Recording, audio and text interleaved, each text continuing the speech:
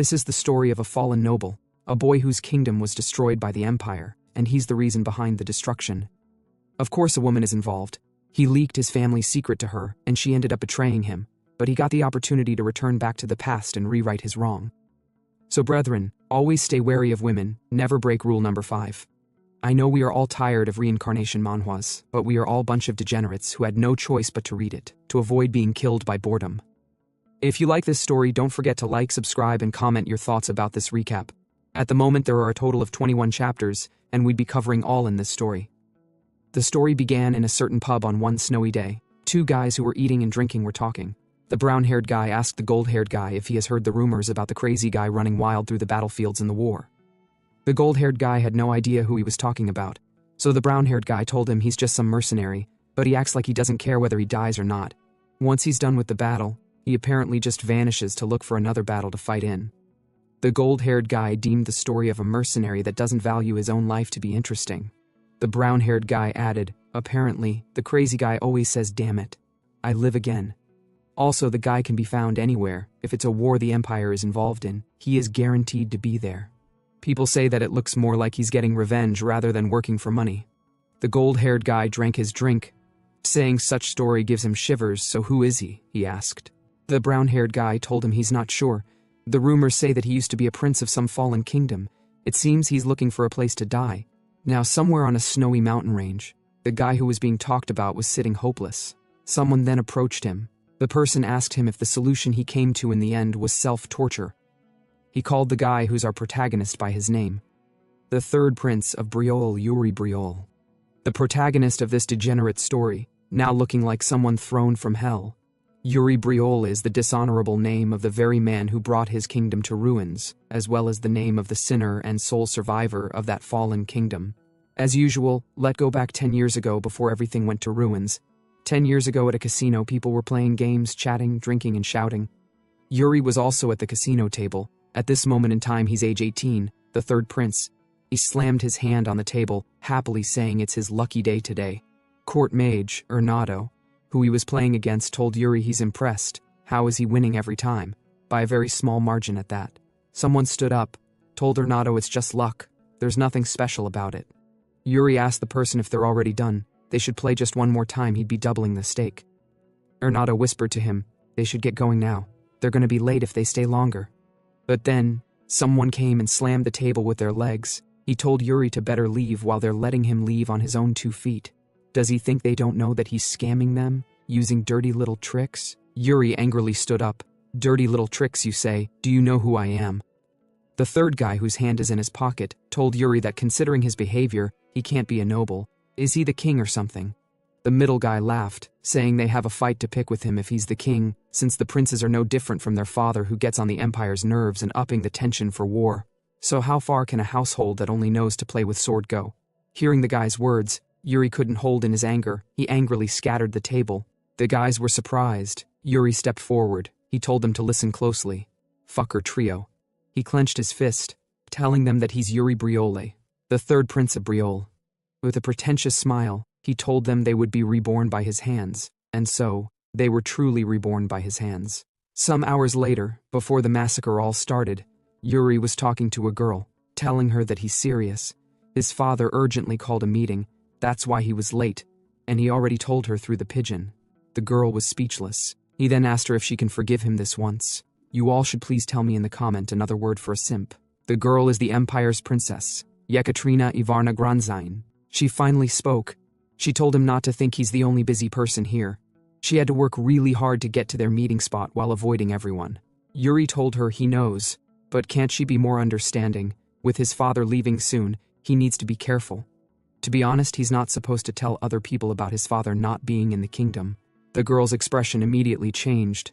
So I am other people to you, she questioned with a scornful smile. The simp immediately apologized, saying that's not what he meant. The girl immediately threw away the pendant he gave her, saying why would he give it to her if he doesn't trust her? Why doesn't he give it to some other woman he can trust? She turned around, telling him not to contact her until she contacts him first. He told her to wait, but she left without looking back. He picked up the pendant, wondering what he should do. It's going to be really hard to get her to forgive him this time. Little did he know that someone was eavesdropping in their conversation. The person smiled, probably working for the Empire. And so, after that day, the relationship between Briole and the Empire that had already been unstable completely fell apart. The Empire stopped with simple provocation and began crossing the line, and conflict between the two nations grew. The Empire invaded Briole. It was quite unexpected. People began running to evacuate, to leave the burning castle. And so, just like that, the war against the Empire began. An eternity passed. There were countless sacrifices, and there seems to not be an end to the war. Yuri was also participating in the war, people telling him to evacuate and screaming for reinforcement, but there was none. The man considered the strongest on the continent, and Briole's strongest weapon, Fiore Briole. With his absence, the war began to lean in favor of the Empire. At first he considered it a coincidence, perhaps he just wanted to deny the ugly truth. However, after reflecting on his past and all the life or death battles, there is only one logical conclusion he can make. Yekaterina has betrayed him. She was the only person he had told everything to. Right when his father left Briole, the Empire began its invasion.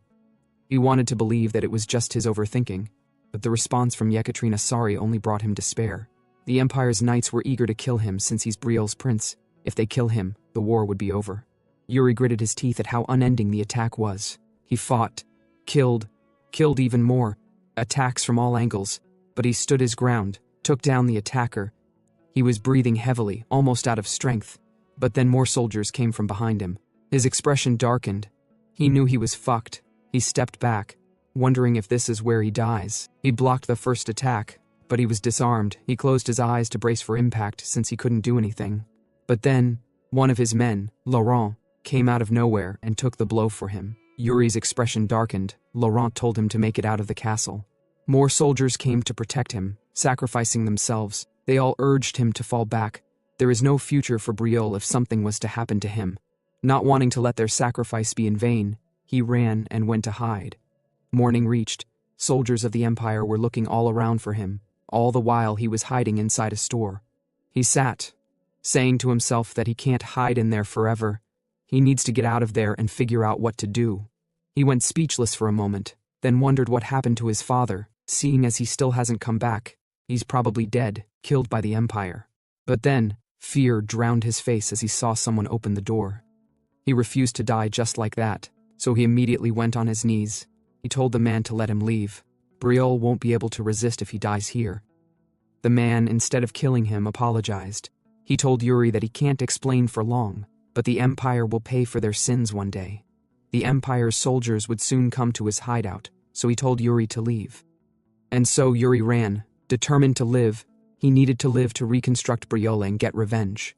However, that was just childish thinking. Reality was much harsher. Everyone died.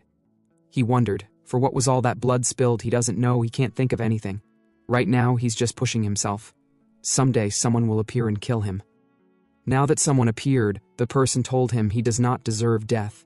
His selfishness knows no bounds if the conclusion he came to was self-torture. Yuri told him to stop speaking shit and just kill him since he looks like he's ready to kill him right now. But then, the masked man called out his name, Yuri Briole, Briole's third prince. Yuri was shocked because all the people who know his past should be dead. The person, while pulling his mask, told Yuri that this was all his doing. It was all his fault.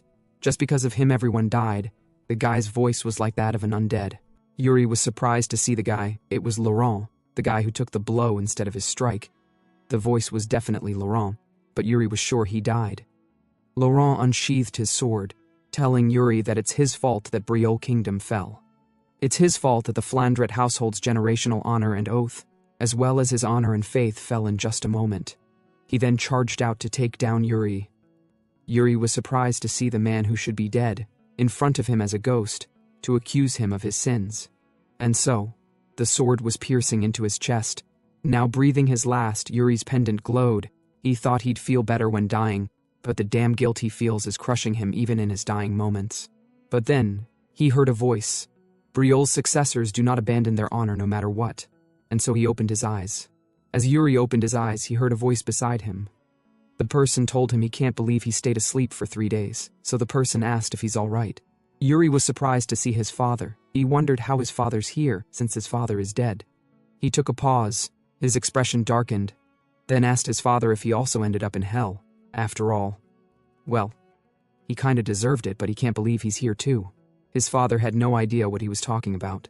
He held his father's hand, told him with a teary voice that it makes sense since he's someone who always preached about honor. He sure lived a decadent life.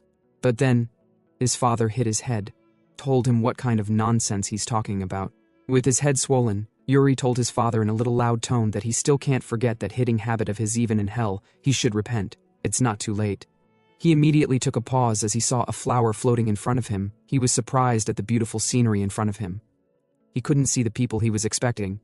He thought, if this was hell, there should be sinners, hellfire, and demons who would mock and torment him. He took a pause, realizing that the place is his house. He then fainted again. His brother and dad were all worried.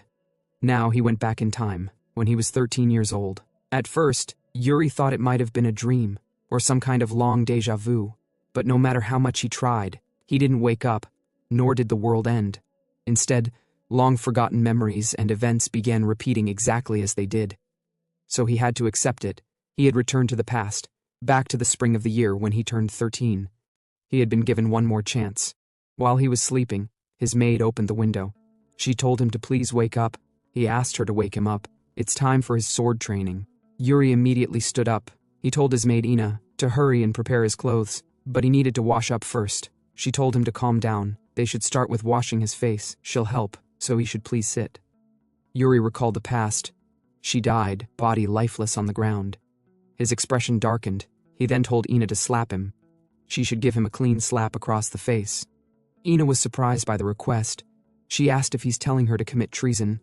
He confidently told her it's not treason if he ordered it. She asked if he's sure.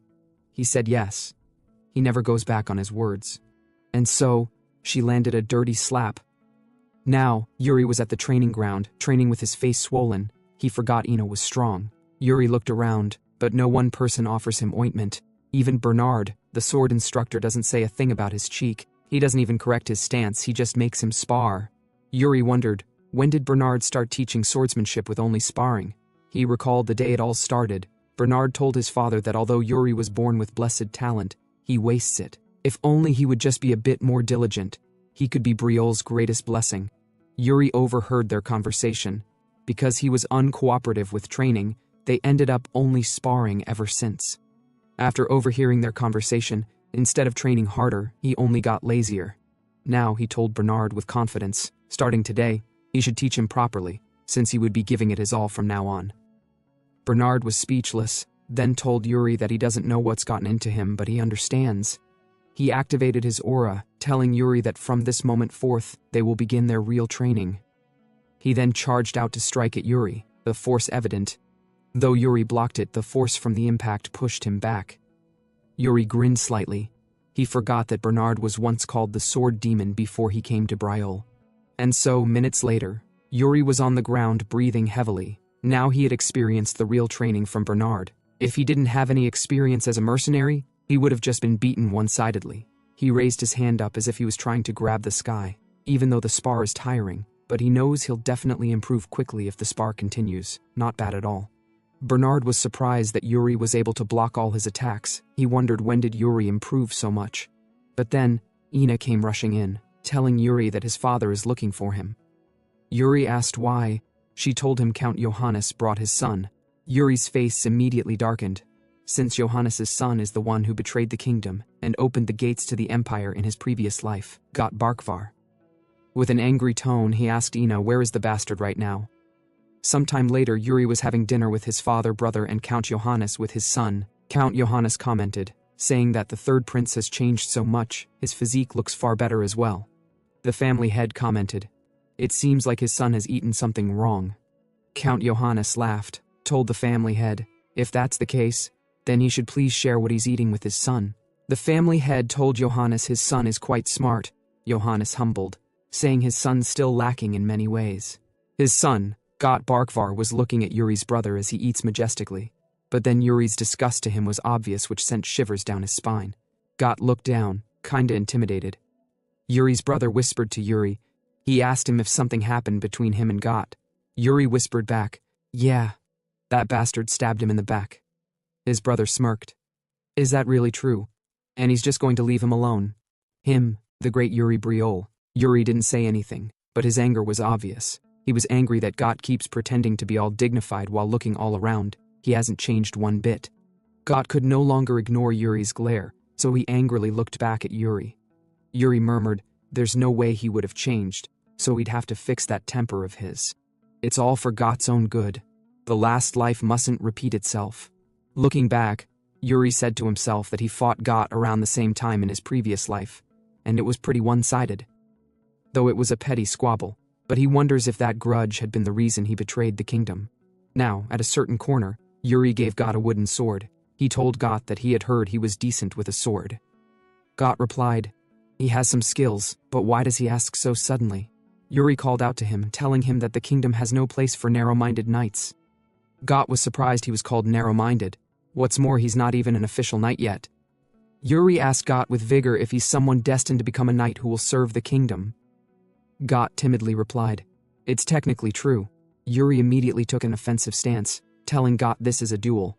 Got never expected a sudden attack, but he blocked either way. He told Yuri that it's cowardly for him to ambush, but Yuri didn't answer him. Rather, he used his leg and poured sand into Got's eye. Got, while cleaning his eyes, told Yuri that he beseeched him to uphold the knight's core. Still, Yuri ignored him.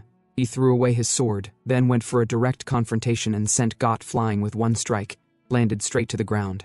Yuri picked up Got's weapon, pointed it at him. He told Got that his father is a great count and a respected knight. Why does he think such a title and position would exist? What does he think it's for?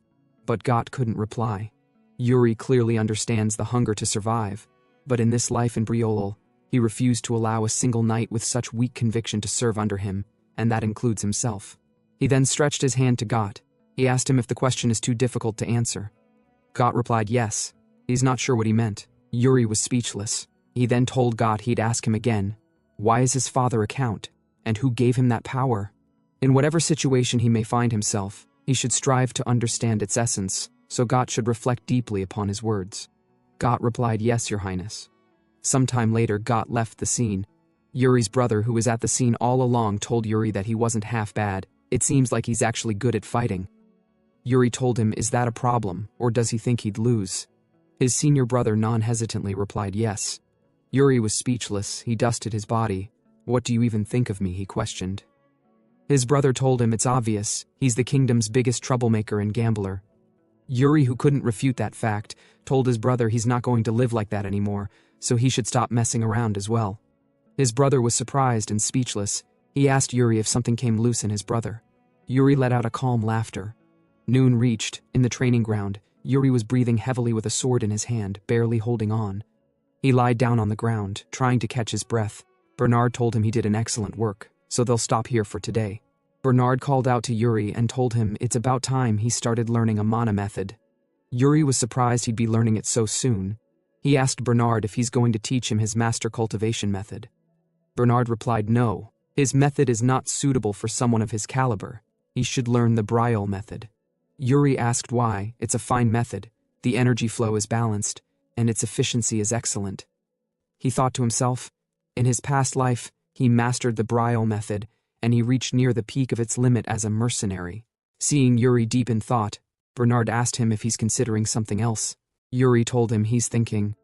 Few minutes later, he came to a realization, so he asked Bernard to recommend someone good from the royal guard for him, someone who may not yet be skilled, but has exceptional potential. He asked Bernard for that request because there was one more technique that he couldn't even attempt in his previous life. Bernard thought about it for a moment. He then told Yuri that if it's potential, Jared stands out the most. Yuri knew the guy Jared. He met him near the end of the war in his past life. His skills were mediocre. He was so pathetic it was surprising he even survived that long. That means he must have had incredible natural talent, but he didn't sharpen his grit, so when the war came, both of them had become rusty swords by then. At that time, Jared angrily told Yuri that it's frustrating. If he could turn back time, he'd train like hell. Yuri stood up, dusted his body, then decided to go meet Jared, his potential knight. It's time to knock some sense into him. Sometime later, the door to the indoor training ground opened. The knight noticed Yuri came in. Your Highness, what brings you here? He questioned. Yuri waved at him. He told the knight he wanted to see if they're doing well. The knight laughed, told him everyone's working hard. They can't compare to him, though. Yuri looked at them training. True, all of them seem pretty on fire. He then asked for Jared's location. The knight was surprised he was asking for the rookie. He then showed him where Jared was. Yuri sighed. He finally understood what Bernard was saying. He said to himself that it's important to improve one's skill in training. But Jared is just doing what's barely enough in training. He mumbled, saying so this is how Jared became a rusty sword. He then asked the knight, Sir Rosso, he should prepare a wooden sword. He also wants to practice sparring. Rosso told him, okay, who will he spar with? Yuri told him he'd be sparring with the slacker over there. Sometime later, Jared and Yuri stood opposite each other, sword in hand. People shouted at the rookie to do his best. Rosso told him he should stay on his toes.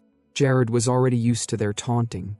Yuri told Sir Jared, saying he heard he has got great potential as a knight, so he should please show him what kind of knight he is. Jared replied, okay.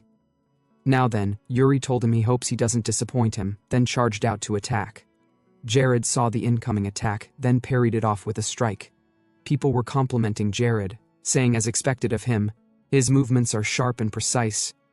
They all told Yuri to hang in there, he's doing surprisingly well. But Jared realized something was off.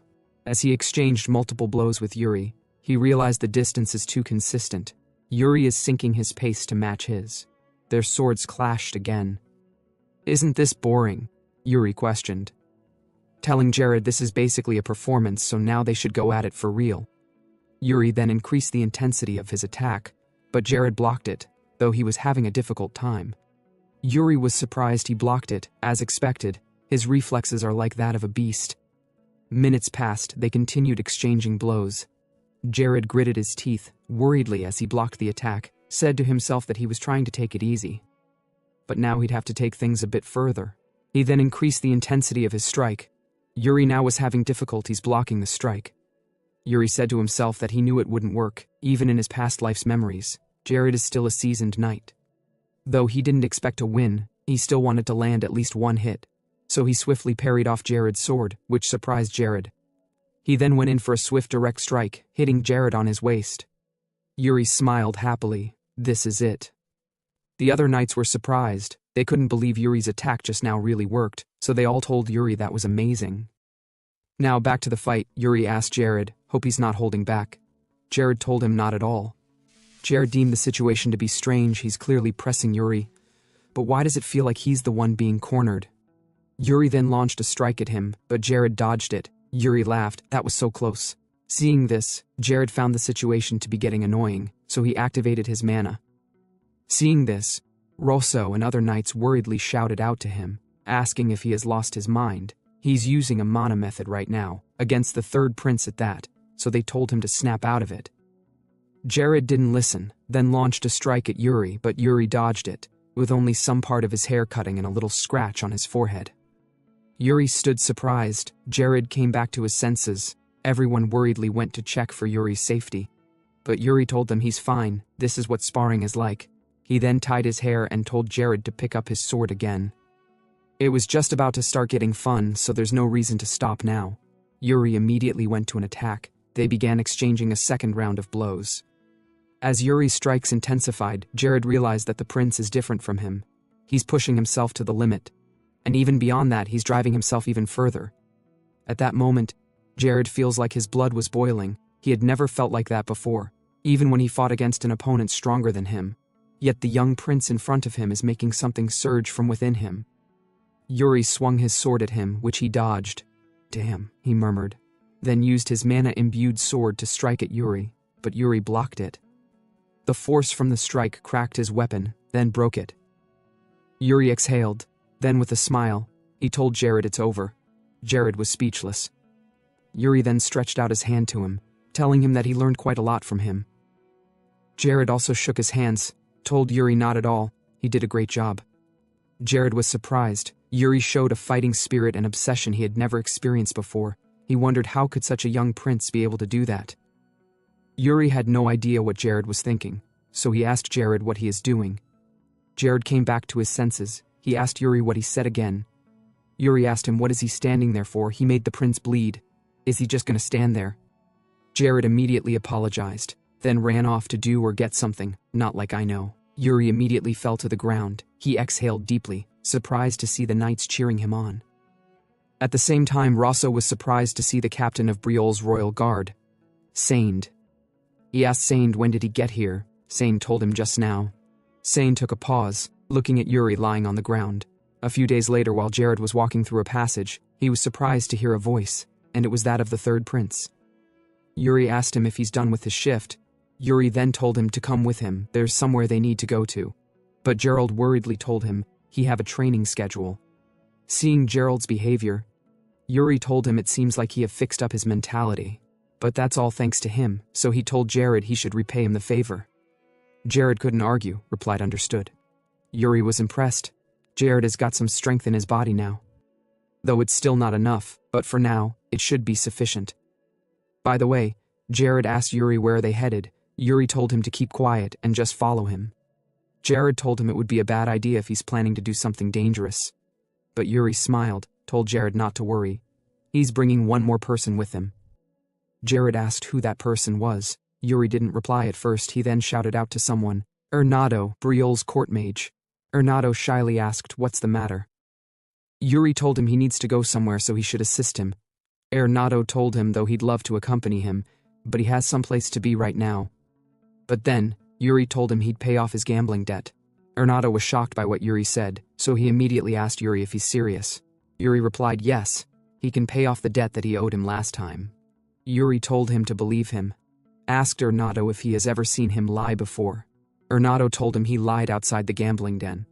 Yuri immediately told him he guesses not, but Ernado told him what he meant is that he has never seen him outside the gambling den. Yuri couldn't argue. He wondered if he's that bad. Anyway, he turned around, told him that he promises to repay his debt, so he should follow him. If that's the case, Ernado brought out a contract and told Yuri to sign it. Yuri immediately went frozen, seeing that he never expected the title of Briol's third prince to only be worth that much. He slammed his head worriedly, then told Jared that he should guarantee it. He should be the witness of his words. Jared replied understood. Not like he can do anything. Ernado happily told Yuri they should get going then. By the way, he asked Yuri where are they going for him to take a knight and a mage no less. Yuri told them he's going to the Sword Mountains. From now on they're heading to loot the Ancestors' dungeon. As they pass through the dim corridor, Hernando mutters that he'd never imagined there was a secret passage running straight beneath the royal palace. Jared glances back and asks what exactly lies at the end of this cave. Yuri casually shrugs and says it leads straight into Sword Mountain. That stuns the knight, who blurts out if it's that infamous one from the legends. Pausing, Yuri nods slowly and confirms it's the very same. He drifts into a quiet memory, remembering how everything spiraled during his previous life after the founder's hidden inheritance was exposed, right after the Empire crushed Briol. He recalls the chaos, the running, and catching a glimpse of a newspaper announcing the discovery of a dungeon inside Sword Mountain. On the other hand, back in his last life, Yuri only ever used that tunnel to make a clean getaway, and thanks to that the so-called legacy got snatched right up by the Empire's crusty old fingers. But this time, he's not just running. He's locked in on the truth and refuses to take another step backward. No more blind retreats. He needs to see for himself what kind of inheritance his ancestors really left behind. Cut 2. A wide, emerald green forest that looks like someone painted a Disney scene into real life. Yuri swings open a pair of ancient, rust-caked doors at the tunnel's exit. Sunlight spills in as the group steps out into the overgrown woods. Hernando gives the place a long scan and asks if this is really where Sword Mountain starts. Then he pivots straight into interrogation mode. How the hell did Yuri even get the key? Yuri, recalling that just like last time, the key had been chilling in his study all along, unnoticed and useless, shrugs it off. He doesn't bother telling the whole sob story. Instead, he snaps back and tells the mage to quit acting like a nosy ant and keep it moving. Right then, he yelps, low and sharp, as a thorn stabs into his hand. Yuri growls a warning. These leaves are basically nature's razor blades. So unless Hernando wants a new haircut, he better behave and follow quietly. As they push deeper into the woods, the mage leans toward Jared and jokes that maybe the prince smacked his head recently, considering how he's been acting all weird. And honestly, the knight can't disagree. But before either of them can keep dragging the topic, Yuri's voice cracks from up ahead, loud, impatient, and fully annoyed. He tells the two slugs to quit crawling and get a move on. Yeah, Bossy's streak's still intact. Suddenly Yuri's pace changes. He freezes, then silently throws up a hand to signal them to stop. No sound, no movement. His eyes lock onto something up ahead, and that something is a whole squad of direwolves lounging like it's snack o'clock.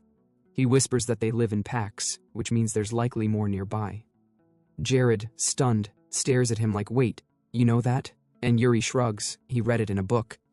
Hernando almost collapses on the spot at the mental image of Yuri voluntarily reading anything. Still, Yuri says the wolves haven't noticed them yet. If they move quietly, they can slip right by. Easy, right? Wrong. Because Hernando, in the most cursed timing possible, steps on literally the only twig in the entire forest. The snap is deafening. Everyone flinches. Hernando laughs nervously and throws out a half-whispered apology, sweating like mad. But it's too late. One of the direwolves drops from above like death itself, aiming straight for him. Jared doesn't hesitate.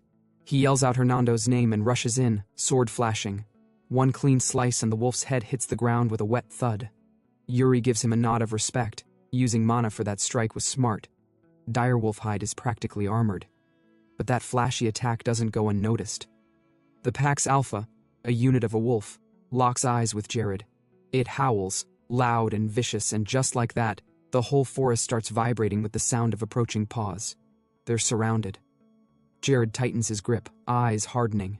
He tells the others to stay close and channels mana again. He steps out front, and the wolves respond like it's feeding time. Drool snarls, the whole damn pack lunges. But Jared's ready. He doesn't flinch. He tears through them, blade slicing, eyes in full-on kill mode. Blood flies. Bodies fall. It's a blur. From behind, Hernando watches the carnage and actually compliments the knight's technique. Even Yuri agrees, though silently thinks Jared's still got a long climb ahead. The wolves aren't slowing down. Jared's movements start to lag. That's when Yuri elbows Hernando, telling him to quit standing around and show off those flashy battle mage tricks his old man brags about every royal dinner. The mage groans dramatically, but kicks into gear. He throws out a sarcastic line about the prince working him like a full-time mercenary, then summons a literal storm of fireballs, at least 100 of them, no joke. Jared, mid-swing, glances back and grumbles something about overkill, but that grumble dies as he spots one of those fireballs heading his way. He dives out just in time. The explosion behind him vaporizes the remaining wolves, turning trees into ash and the clearing into scorched earth. Hours pass. Exhausted, filthy, and sore, they finally reach the mountain's peak. Jared is panting like he just ran a marathon in armor, clearly done with life. He glares at the barren landscape and asks if they're even in the right place. Yuri's already ahead, eyes sharp, focused. He says yeah, he's sure, then starts rummaging around. Behind a chunk of rock, he spots it, something gleaming under the soil. His eyes go wide. No hesitation. He drops to his knees and starts digging. Jared yells at him to stop. Royalty shouldn't be shoveling dirt. He calls over Hernando, but the mage backs up like he saw a ghost. He says touching dirt would tarnish his precious title. Blasphemy for a mage. Eventually they haul it out. Yuri lifts the sword from the earth. It gleams. Ancient, yet pristine. There's a spark in his eyes like a kid unwrapping a secret. Hernando leans in and notes that it doesn't even look old, almost like someone just planted it there. Yuri squints at the base and sees a word carved into the blade, guilty. Jared steps up beside him. Is this the legacy? Yuri's not sure. He keeps staring at the sword, trying to piece it together. Then, boom, the ground starts trembling. Everyone braces. Yuri grins. Guess this is how we find out. The mountain splits open beneath them. Jared lets out a scream so high-pitched it echoes like a banshee as the trio free-falls into the abyss. He keeps howling until they crash land, hard. He hits the dirt face first in front of some creepy-looking pathway. Yuri jolts awake, blinking hard, and instantly realizes he's sprawled on top of Jared, who clearly played human cushion on the way down. Embarrassed but efficient, Yuri scrambles off while Jared lets out a long, old man groan about his aching bones. The prince quickly puts two and two together. Jared reinforced his body with mana to protect them during the fall. Pretty solid move. He compliments him without being too soft about it. But it doesn't matter. The knight blacks out cold the very next second from sheer exhaustion. Moments later, Hernando comes floating down like he's Mary Poppins on paid time off. He lands with flair and casually notes that, yeah, this place is way deeper than expected. Yuri throws him a side-eye so sharp it could shave a direwolf, muttering that the mage clearly ditched the prince's safety just to save his own fancy hide.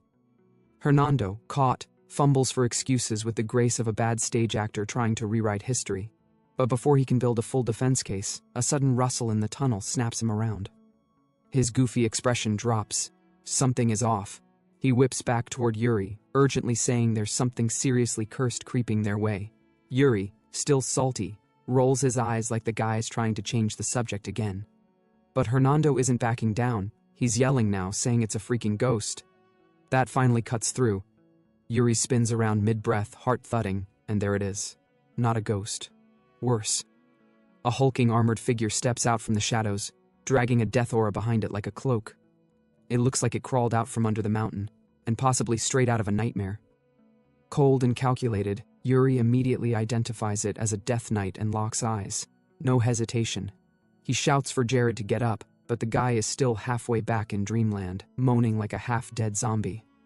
So Yuri does what Yuri does, a solid kick to the ribs. That does the trick. Jared snaps upright with a scream. The second he sees the incoming horror, the knight launches forward, dramatically planting himself in front of the prince like a shield. He roars that he'll handle the Death Knight solo, but Yuri doesn't exactly look thrilled. In fact, he looks kind of unimpressed. The Death Knight comes to a full halt just a few paces away. Yuri squints, brain clicking into overdrive. These things, he remembers, they were once real knights, reborn stronger, more twisted. But this one doesn't feel like it's on a rampage. So, naturally, Yuri does the dumbest smart thing and decides to walk up to it. Jared nearly chokes on his own breath. You serious right now? But Yuri stays calm. Says he knows these things. Says it wouldn't make sense for the Founder's own guardians to attack their bloodline, right? He meets the thing's hollow gaze and speaks his full name loud and clear. The Death Knight just stares. Still, unblinking, processing. Then he moves. And Yuri immediately regrets everything, because the Death Knight raises its sword. In a flash it swings, and Yuri is frozen, too stunned to even duck. The blade crashes down, right next to his head, digging deep into the ground. His hair flutters. Hernando instantly collapses into despair mode. He's gone. He's bald, head loss syndrome. Yuri, still blinking, mutters for him to shut up. But the mage can't help but whine over the surprise trim.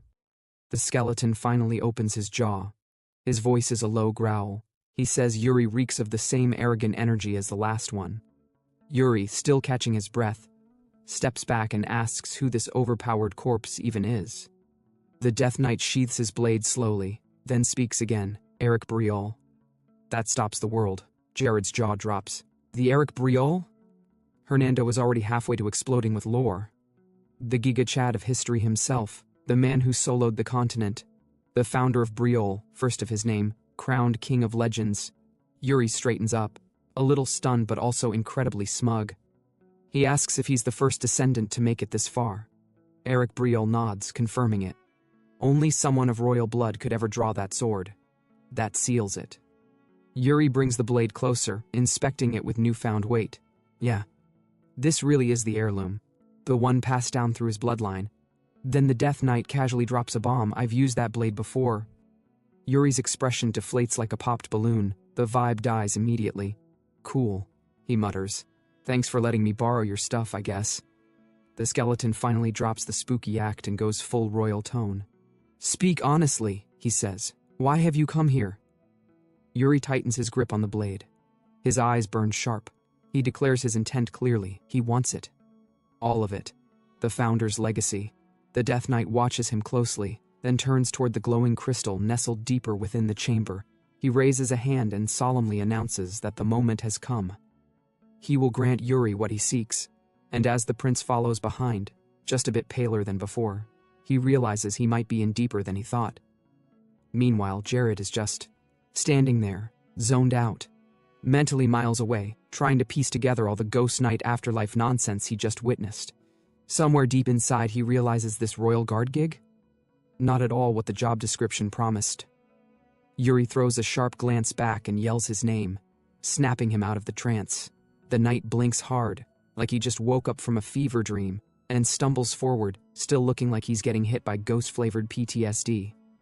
Yuri squints at him like this man is spiraling, but says nothing and jogs ahead. Up front, the Death Knight steps toward the glowing crystal, moves like his knees are 2 centuries past retirement, and settles down into a dramatic pose right at its base. Power radiates off him in waves. The crystal flares bright, so bright that the entire squad is forced to shield their eyes. In a voice that sounds like fate itself speaking, the skeleton declares that he hopes the prince is actually worthy. Instantly, Yuri vanishes. Boom. He's dropped straight into a desolate, sandy wasteland with cracked earth stretching as far as the eye can see. He spins in place, completely thrown off, shouting to nobody as he tries to figure out where he's been dumped. Then, he spots someone, a figure walking toward him from the haze. For half a second, Yuri lets himself believe it might be the founder. Nope, that hopeful thought dies a quick death as the shape gets closer. And it's very much not human. And very much charging him with a sword already raised. Yuri barely manages to block in time, bracing with a grunt. The force rattles his arm as he locks eyes on the strange figure, and sees the blue orb embedded in its chest glowing like a reactor. The sword it holds, also glowing. Yuri stares, stunned. It's a mana sword. The translucent warrior taps the blue orb in its chest, as if to say, pay attention, and then lets the glow surge out through its clear body and into the weapon, lighting it up like a flare. Yuri stays on edge, blade still raised, but in his head the gears are spinning. He's not just watching an opponent anymore, he's witnessing the literal blueprint of how to wield mana. Then the figure gestures at him. Yuri's like, wait, are you seriously asking me to copy you, mid-battle? He steps back, scrubbing a hand down his face. Yup. Founder definitely lost his mind before croaking. He mumbles about how throwing an untrained guy straight into a duel just to teach him mana manipulation sounds exactly like something only a lunatic living a second life would do. Then pauses. Wait a minute. That lunatic might be me. Shaking off the thought, Yuri crouches low, pressing his palm out and focusing. Mana begins to glow faintly in his hand. It's there. He can feel it.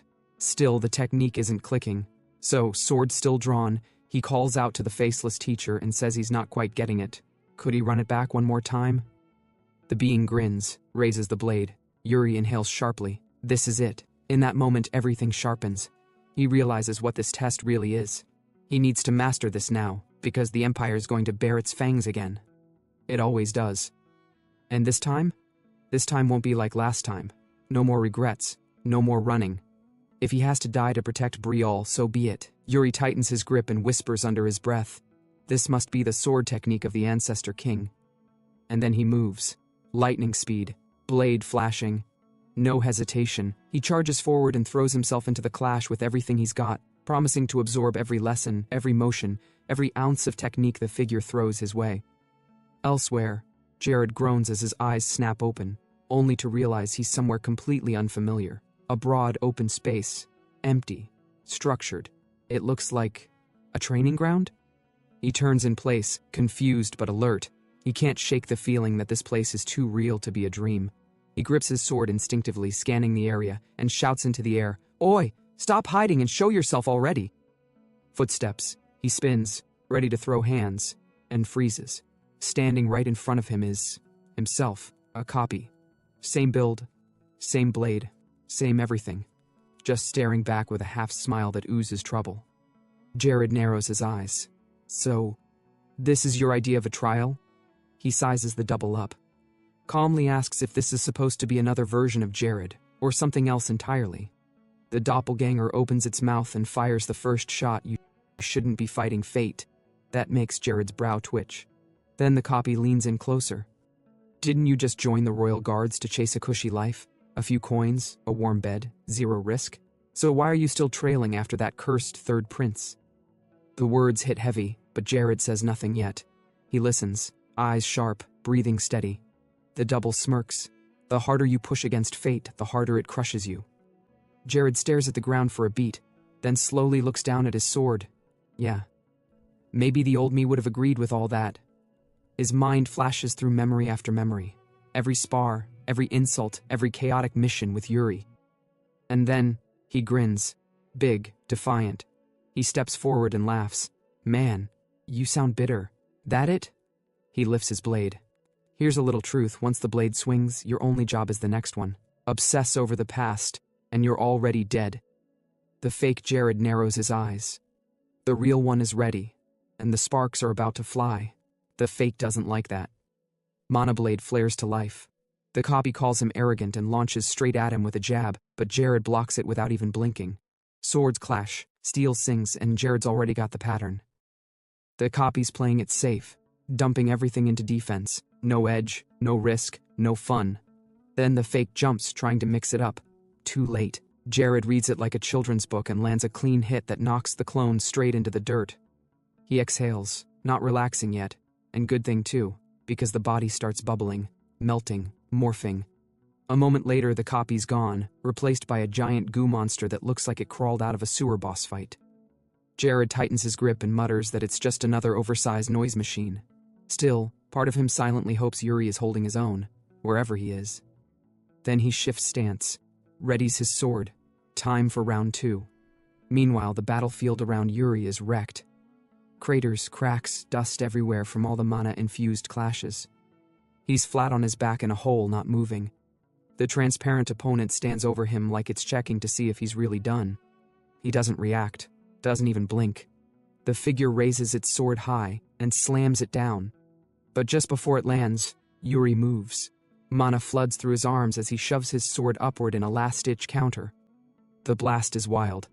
His sword ignites, and the impact kicks up a shockwave. The transparent fighter flips back midair and lands clean, still unreadable. Meanwhile, Yuri pants hard and finally gets a second to breathe.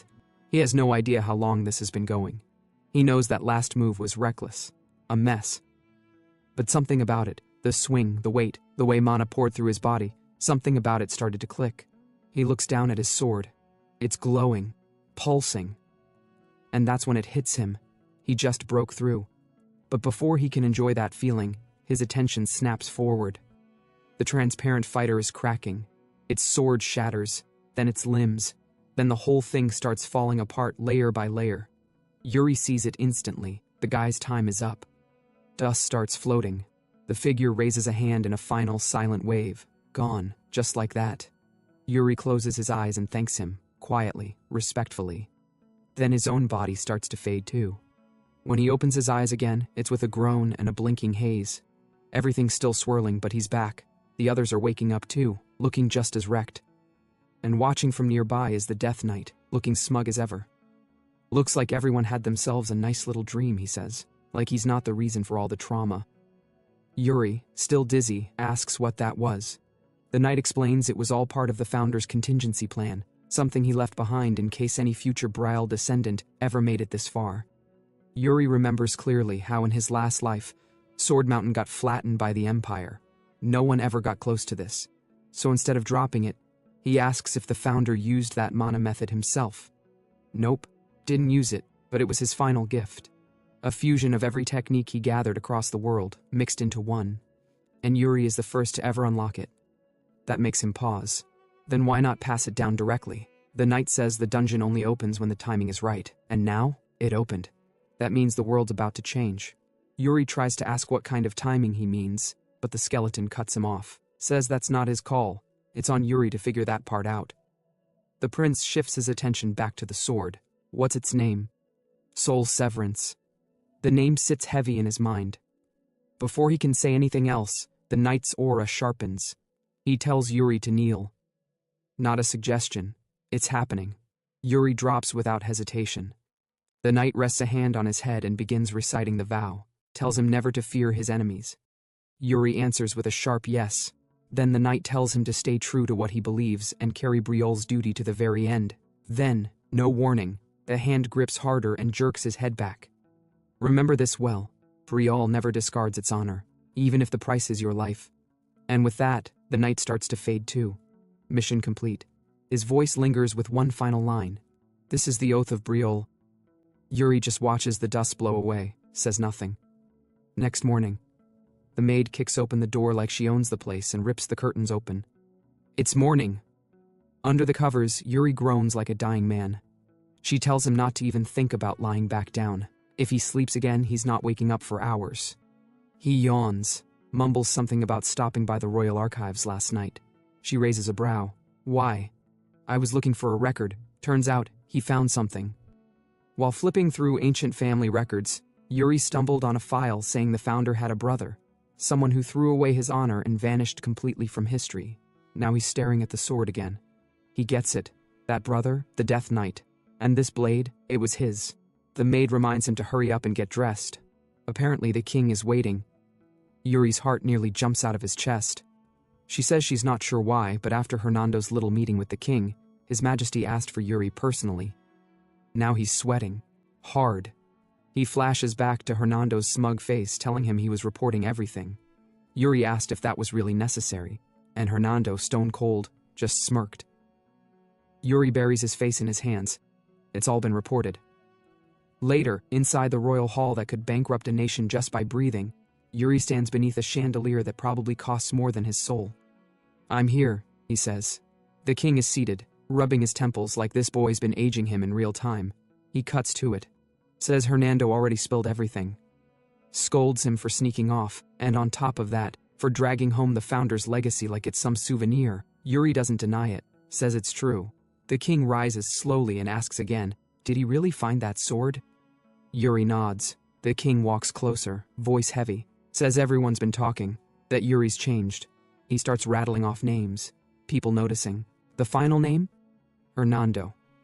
He places a hand on his son's head and asks what happened. Yuri freezes, grips the sword tighter, doesn't speak. The king doesn't ease up. Asks again. If there's no reason, then why the hesitation? Yuri stammers out that it's not like that, but the king cuts in, hard. Then what's holding your tongue? Yuri blurts the truth before he can swallow it back. He's scared. Because His Majesty's been clenching his fist like he's about to swing since the conversation started. That catches the king off guard. He relaxes his hand, clears his throat, then says, "Spit it out already." So Yuri finally does. He says he had a dream. That's all it takes to put the king on alert. But Yuri keeps going. Says in the dream, he committed a sin, one he couldn't walk back. The king narrows his eyes and repeats the phrase slowly, like he's testing the words on his tongue. Father Briol wants the real answer. What was that unforgivable sin? And Yuri stares back, no flinching. Long pause. Then he says it. He failed to protect Briol. In the dream, the kingdom fell into chaos. War broke out. Civilians were wiped out without mercy. The prince tried to hold the line, stood his ground, and still lost everything. When it was all over, he ran, disgraced, alone. He died as a failure with nothing left but guilt and silence. His hand moves to his chest, and then he adds something that shifts the tone. When he woke up, the necklace his mother gave him was gone. That's when the fear hit. Maybe it wasn't just a dream. Maybe it was a warning, from her. That actually gets to the king a little. His expression slips, just barely. He asks what kind of force was responsible for all that destruction. And that's when Yuri freezes inside, because he knows the truth. It was the Empire. But saying that now? Way too soon. The window to delay that future still exists, even if it's barely cracked open. So he pivots, says it was a black army, no flags, no name, just something dark. The king breathes out slowly. Then, to Yuri's surprise, actually smiles. Says it probably was just a nightmare. Maybe even a message from his mother. But either way, he's glad Yuri is finally stepping up. Yuri doesn't say anything. Because he knows the truth. He's not trying to be noble. He's just trying to atone. Trying to earn forgiveness for the moment he ran and left his people behind.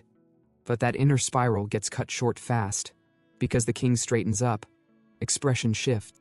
There's still one more thing to settle. The scene then shifted to the training grounds. Father Briol told Yuri to draw his sword. Fiore Briol wasn't just a swordsman. He was a walking catastrophe with a blade. Rumor says he started swinging steel before he even learned to speak properly. A natural disaster in human form, carving his name into the continent through raw talent, surgical skill, and the kind of presence that made grown warriors rethink their lives. Back in the day when people whispered about the top 10 strongest on the continent, Fiore was the kind of name that didn't just make the list, he hovered over it. Now, Yuri finds himself face to face with that living legend in a training hall he's never even set foot in before. He glances around, mutters under his breath that this is his first time in his father's private space. Fiore responds without missing a beat, never expected any of his sons to be sword material. Yuri grits his teeth at the jab. Says he does have talent. The king lets out a long, tired sigh. Talent, he repeats, like the word tastes bitter.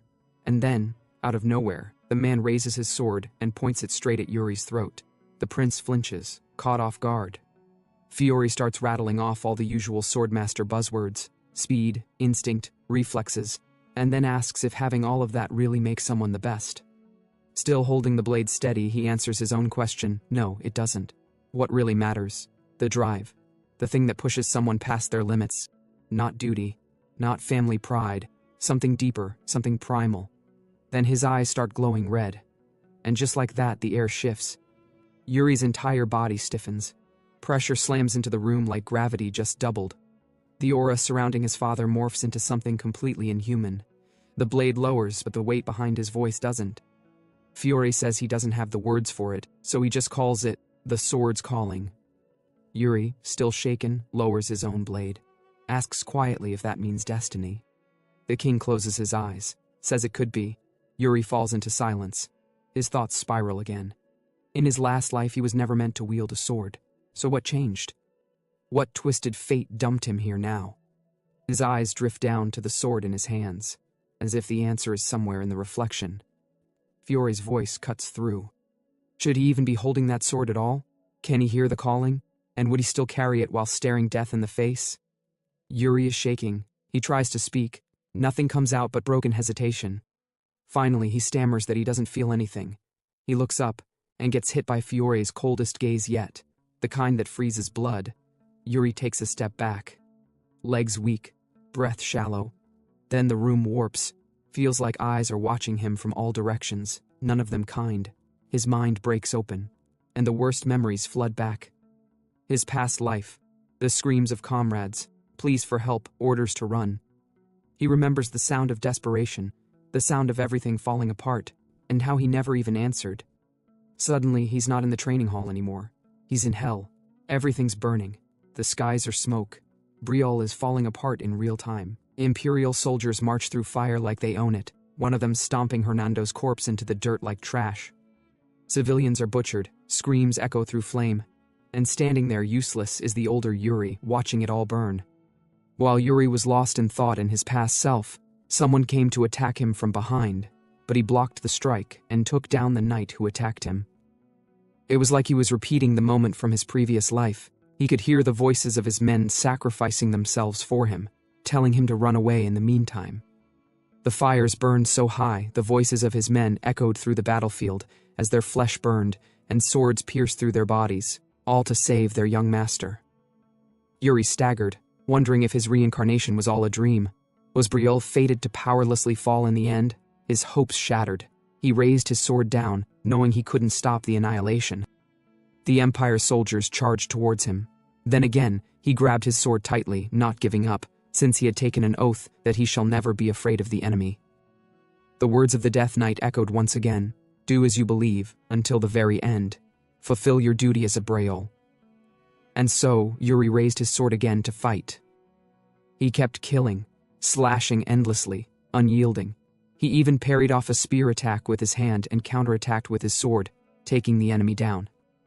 He breathed heavily, thinking it was all over, but more voices echoed, telling him he's dead now, so he should give up already. Yuri gritted his teeth, telling them that Briol do not abandon honor, even in death. Until the very end, he'd fulfill his duty as a Briol. But then, reality kicked in. Yuri was standing, muttering, until the very end. His father, Fiore Briol, placed his hand on his shoulder, asking if Yuri could hear his voice. Immediately, Yuri snapped out of it. He was surprised to see his father. He looked back as he sweated heavily. The Legion, the Black Legion, he questioned. Fiore told him to calm down. He had seen an illusion. Yuri's hands trembled as he realized it was just an illusion. His father was speechless. He commented, "It appears that I was mistaken." He then told Yuri that it seems he will hold on to the sword. Yuri's expression immediately brightened, then told his father that's what he had decided on. His father kept a stern expression. Yuri wondered why he was making that face all of a sudden. Someone might think he's going to turn into a corpse if they saw his expression. He then touched his father's hand and told him not to worry. He's a genius, so he shouldn't worry. His father grinned, then slammed his head. Minutes later, at the training ground, Bernard saw Yuri with his head swollen. He asked Yuri who did such a masterpiece on his head today. Yuri replied, "His father." Bernard remarked, "His Majesty did put in some strength today, but I won't be reducing his training difficulty just for that." Yuri told him he knew. Thinking about it, Bernard was someone who stayed in Briola because of his father. Yuri then asked Bernard if he stayed in Briolet for a duel with his father as the condition. Bernard replied, yes. Yuri then asked him if he'd still stay if he was the one who asked him to, even if he can't have a duel with his father. Bernard was speechless for a moment, then replied, nope. He then smirked, told Yuri that it seems like he wants him to stay. He then told Yuri that he'd stay if he can show him something. Like, for example, the swordsmanship of the progenitor, Erich Briol. Yuri was surprised. He asked Bernard if he's saying he wants him to teach him the founding king's techniques. Bernard replied, yes, it has piqued my interest. Yuri told him, no, he can't. Yuri thought to himself that it makes sense someone called the Sword Demon would ask him something like that, but he can't teach him. Bernard told him it doesn't matter if he hasn't mastered it since he had already taken that possibility into account. Yuri told him, he's right, he hasn't mastered it, but that is not the reason. Rather, it is because it won't help him in any way, since the sword technique is one with the mana method. Bernard thought about one with the mana method. He told Yuri he hadn't heard about it before. Mana methods are usually supposed to reinforce sword techniques. Yuri closed his eyes and told Bernard yes, that's why he can't teach it to him. He'd only be getting half of a whole. Bernard, still thinking, told Yuri, all right, just like that, which surprised Yuri. Yuri asked if it's really all right. Bernard replied, yes, it's fine, even if it's only half of a sword technique. He'll stay in Briol if he's willing to teach him the technique, since he's sure he can get something out of it, even if it's just half. Yuri sarcastically remarked to himself that Bernard is sure confident. He then smiled slightly. He agreed to Bernard's request, then he'd have to stay in Briol. Bernard replied, okay. He then took a distance and told Yuri to please demonstrate it. Yuri replied, okay, then took an offensive stance, his sword imbued with mana, ready to display his soul severance. But Bernard told him there's one thing he didn't tell him, which is that he was always going to stay in Briol since his father wants him to work for him for at least 10 years. Yuri was shocked and looked confused. Bernard then asked if he's not going to strike. If not, he'll go first then. He activated his own mana technique. Yuri, still pissed, leapt out from his spot. He asked Bernard why he's telling him that now. Hours later, in the evening, Yuri was lying on his bed.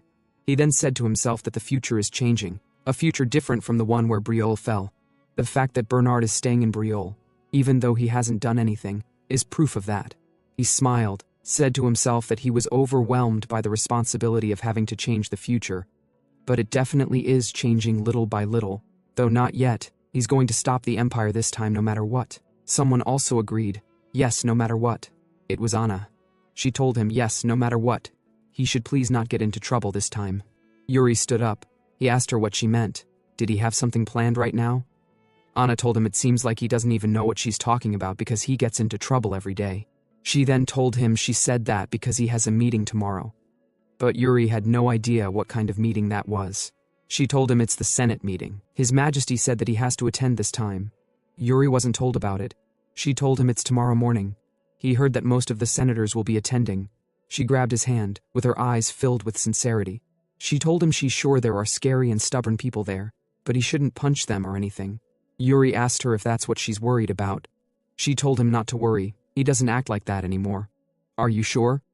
She questioned with determination. Yuri replied, yes. And so some time later, in a building, men of notable reputations sat opposite each other at a table, Yuri among them. Someone angrily slammed the table saying, no. Yuri said to himself that Anna was right. The Duke of Ugis, Gernard Jatari, is disagreeing from the start. Jatari voiced his disagreement, saying it's not good for the prince to learn a mana method that has yet to be approved. Yuri looked at the others. Not just Jatari, the rest of them are also disagreeing. Though they're supposed to be discussing the management of the kingdom, it has instead become a place where the king's authority is challenged. Yuri now sees why his father didn't attend the meetings. Jatari expressed worriedly with his fat pig face that it would be much better to learn the Briol method instead. Another countered, saying there's no way they can disapprove it since the founding king left it behind, but Jatari countered, how can he be certain that it was his? Then the green-haired man asked if he's doubting the prince right now. Jatari told him he's just saying they should be certain about things, they're just worried about the prince. Yuri intervened. He told Duke Jatari that he's quite touched that they hold a meeting just to discuss a mana method. At this moment, Yuri was really holding in his anger, because Jatari is a traitor who tucked his tail and bowed down to the Empire's emperor as soon as Briol fell, so his words carry no weight. Jatari then asked Captain Sand what he thought. Sand, the captain of the Royal Guard, was speechless for a moment. He then told them he can't make any conclusions yet. Jatari asked why. Sanded told him it's because mana methods have their own pros and cons. Additionally, how they will affect an individual varies. Jatari slammed the table slightly as he stood up. See, even the Royal Guard's captain is saying that it's uncertain, so it's too risky. So it's best they disregard a mana method like that. But the green-haired man disagreed, saying that's not what Captain Sanded was saying. He was saying that each mana method has its own pros. Another interrupted, the meaning is the same. The Duke is worried that the mana method will harm the prince. Just at the table, there were different plots and schemes going on. Even Yuri noticed it. He said to himself that the situation isn't good. The elders began agreeing with Jatari's point, and now he has gotten the upper hand. Yuri said to himself that if it hasn't been long since you began learning a mana method, it's possible to change to another. However, because of the battle experienced in the Founding King's illusion, soul severance has already taken root in his core. But he can't explain all that though, so he wondered what he should say. Suddenly, someone broke the silence. With a grin, the person told Jatari that his words seemed convincing.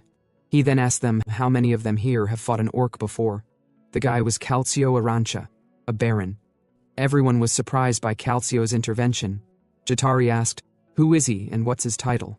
Jatari stood up, introduced himself as Calcio Arancha, a free baron. Jatari exclaimed, "A baron? Is he saying a free baron attended the Senate meeting?" Calcio told him he didn't want to come either, but there's nothing he can do. It was Count Sidor who asked him to come. Yuri was surprised he was sent by Count Sidor, because Count Sidor was the frontier lord guarding Brielle's border. He's a lord who lived his life on the battlefield. He was famous for being a true soldier. He was also famous for never attending noble events, yet he sent a representative to the Senate. The green-haired man asked why the Count would suddenly send him to the Senate. Calcio told him the Count doesn't need to explain himself to him, but seeing these high-ranking nobles sitting at the table playing politics, he could finally understand why the Count sent him. He then told them that the type of mana method doesn't make much of a difference on the battlefield, Brielle method or the Empire's Lion method. In the end, it's the user who matters. He then asked His Highness, the third prince, what he thought. Yuri told him that, as the Prince of Brielle, he didn't see why mastering the mana method of their founding ancestor was controversial. Regardless of their objections, he would still learn it. Calcio told them with a smile that if the prince who wields the sword has chosen to follow the will of the founder, then why are irrelevant people making a fuss about it? He continued with a taunting smile. Typically, people who've never drawn a sword would say such things, Jatari countered, telling Calcio that his words were reckless. Calcio apologized. He told him to please excuse his lack of etiquette, because when you fight orcs every day at the frontier, his lack of etiquette would be the result. Like I said, how many here have actually fought orcs? None could reply. He then asked them if they think the monsters care about mana methods. They still couldn't reply. Then the same guy commented, saying even if he accepted his point, the prince is still young and can't make the right decision. Yuri countered. He asked him if they should abandon the mana method and revise it entirely because they think he'd make the wrong decision. The guy replied, yes, if necessary. Yuri then added with a sharp tone, do you even know that doing so is impossible? Calcio entered, saying it doesn't seem like the prince intends to give in anyway, or are they going to forcibly extract his core?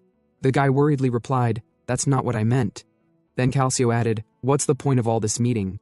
He then asked Yuri if he also agreed, but it seems like everyone here is just sitting and stressing him out. Seems like the royal capital has too much free time. Jatari slammed the table angrily. Too much free time, you say? That's rude. If you think about it, hasn't the frontier been quiet these days? They get all the funding but do nothing. Calcio's tone immediately changed. He asked Jatari if he's saying it's only not quiet if hundreds are dying every day. It seems like you have never read or heard the daily reports of the soldiers dying out there. Even on the day I departed, 4 men died.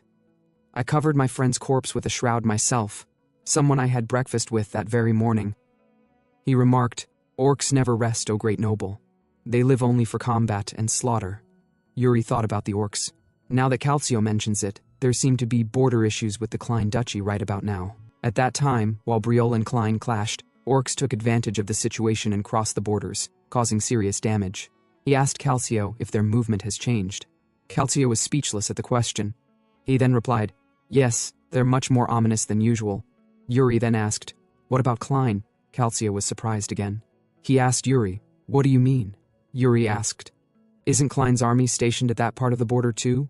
Calcio replied, "Well, the border forces suddenly retreated." Yuri asked, "What about the border towns?" Completely devastated, Calcio replied, "People were either killed or taken as slaves." "It's horrifying," Yuri said to himself. "It seems like the timing overlapped. Was it a civil war?" Then he commented, "Or maybe the Duke's third son caused trouble again." Everyone was surprised and had no idea what he meant by the Duke. He coughed, acted like it's nothing serious. He stood up, saying he believed this is enough for today's meeting. Jatari tried stopping him, but Yuri told him that rather than wasting time debating his mana methods, they should be discussing more pressing matters, like Klein and the orc threat. So they should stop fussing over a teenage boy already. He then shut the door as he left the room. Hours later, in a certain building, Calcio told the Count all that happened, telling him about what the third prince did. He told him there are rumors that he's completely changed. The Count asked Calcio, "What do you think?" Calcio grinned. He recalled Yuri's expression, then said Yuri had a good look in his eyes. This piqued the Count's interest, who then told him Yuri is worth investigating. He told Calcio to look into the third prince. Calcio told him there still isn't much that has been revealed about him, so should he investigate further? The Count replied, "Yes, if necessary." Their conversation then ended. Calcio stood up and looked through the window, murmured to himself, "How peaceful. All while soldiers die at the border every day." But then, he saw someone in a cloak. He noticed it was the third prince. He was speechless. He was thinking about something that I don't know of. Minutes later, Renato pulled off his cloak. He told Yuri that, just as he requested, he slipped out of the palace undetected. His heart was racing, though he used to run away from home a lot when he was young. Yuri asked him, "Is it something like running away 3 times a day?" Renato replied, "Close enough. I was a delinquent teenager." He then whispered something to Yuri. Yuri sighed. "It's no big deal," he said, and told Renato he can leave the palace whenever he wants. Renato told him that if he comes out alone, it's just an outing. But going out with him would seem like he's rebelling. "So what now?" he asked. "Are we going to do something bad?" Yuri told him no, and even if we were, it won't be while you're around. Renato sighed and told Yuri that's a little disappointing. Anyway, he asked, "Where are we headed?" Yuri told him with a smile that they're headed to a casino, the biggest illegal one in the capital.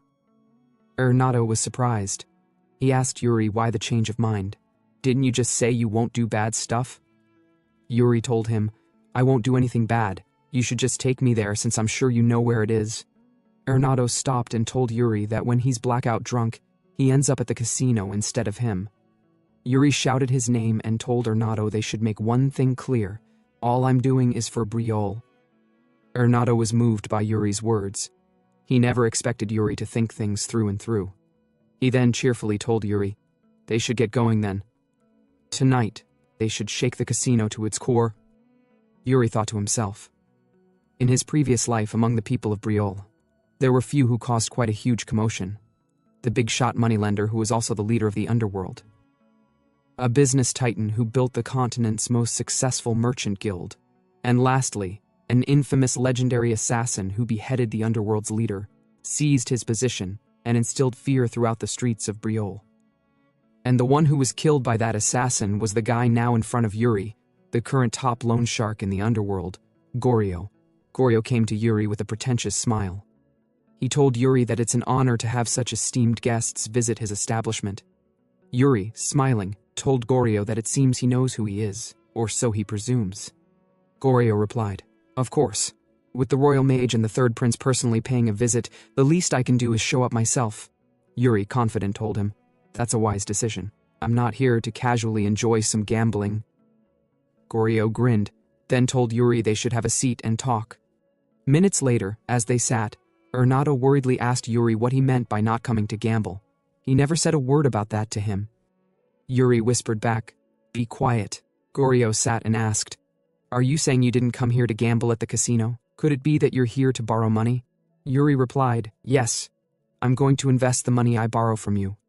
Goryo thought for a brief moment, then asked Yuri if he was perhaps thinking of creating his own private fund. The fact that he's asking him instead of a bank for seed capital proves it. He then asked if Yuri was aiming for something greater. Yuri told him, enough, and grinned, telling Goryo, Interrogating me isn't part of your job, is it? Goryo was speechless, then told Yuri that was rude of him, and apologized. Yuri crossed his arms, told him not to worry about it, since he's the one at the receiving end. Goryo decided to go straight to the point. He asked Yuri what he planned to use the funds for.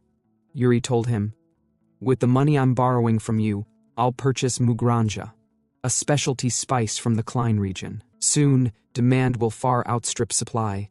Ernado worriedly asked Yuri what he was talking about all of a sudden. Goryo thought about it.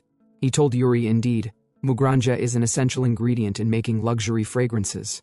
But is it really worth investing capital into? To be honest, I find it doubtful. Yuri didn't speak much. He just told him what he said was the truth. Ernado was surprised himself. He thought about the civil unrest in the Klein Duchy and the wandering orcs, but doubted that alone would cause a spike in spice prices. So he wondered if Yuri was just trying to secure a regional specialty before others.